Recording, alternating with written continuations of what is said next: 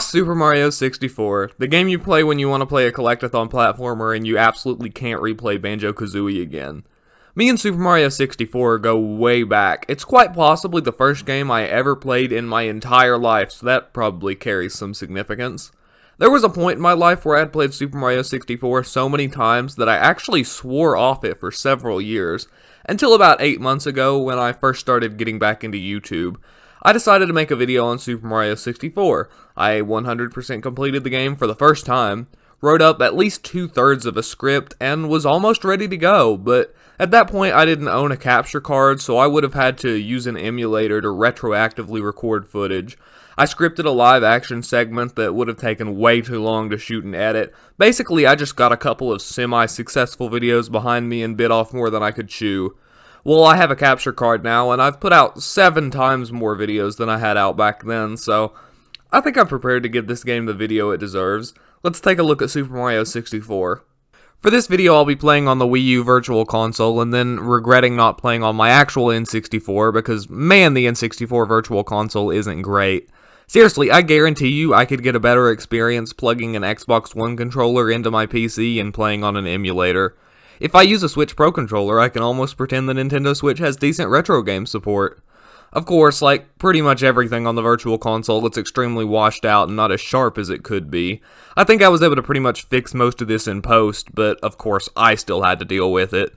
Anyway, I think most people are familiar with, if not Super Mario 64, then at least Mario. You play as Mario, a chubby Italian plumber who rescues a princess. You'll travel through 15 worlds collecting power stars which you need to progress to the next area. There are a total of 120 stars to collect, but you can skip a lot of them. You only need 70 to actually beat the game. Of course, I felt it necessary to collect all 120 again for this video. I'm gonna be honest, I went into this playthrough expecting it to be little more than an excuse to record footage and a refresher on specific things that annoyed me. See, I was pretty sure I already had my opinion about this game pretty much set. It hasn't aged well. Yeah, the secret's out. When I 100%ed this game for the first time, I thought it was a pain. In my original script, I broke it down into the following. Poor camera controls. This one is pretty self-explanatory. The camera ratchets around in huge increments and constantly gets stuck on things that don't actually exist. This makes it nearly impossible to get the camera either behind you or to the side of you, meaning you're almost constantly looking at yourself from some weird sideways angle that makes it way harder than it needs to be to judge distance or see where you're going. The second problem was the actual controls. The combat feels pretty bad. It's very difficult to maneuver yourself on top of enemies, and the boss fights aren't much better. The cannons also ratchet in huge increments, making precision pretty much impossible, despite how often it's demanded of you. And the window for successfully pulling off a wall kick is almost non-existent. But the biggest problem, by far, is the fact that when you try to turn around for some inexplicable reason, sometimes Mario just decides to walk in a circle the size of the state of Texas. Why is this a problem? Well, if you just so happen to be standing on a platform the size of the state of Texas, I guess it isn't. But unfortunately, there aren't a whole lot of those in the game. This makes stages like Tick-Tock Clock and Rainbow Ride a solid 10 times harder than they could be. And, of course, all of this is just compounded by the atrocious camera controls. To quote my original script, it's frustrating. The whole thing is just frustrating to play. They seem to have some kind of obsession with inhibiting your movement as well. There are 2 ice stages, 2 water stages, and I don't even know how many enemies dedicated to knocking you back or throwing you off your platform. And you know what? Everything I just said is true.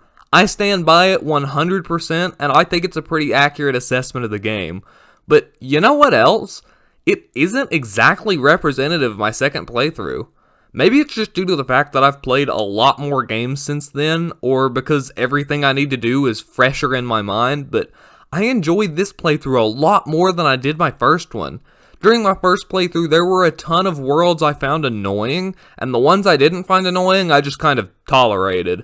This time around, I actually found myself enjoying some of the less annoying worlds, and found fewer of the worlds annoying. Yeah, shifting Sandland and Dire Docks may be the banes of my existence, and if I never have to do the Snowman's Big Head Star again in my life, it will be way too soon, but other than that, I had a pretty good time.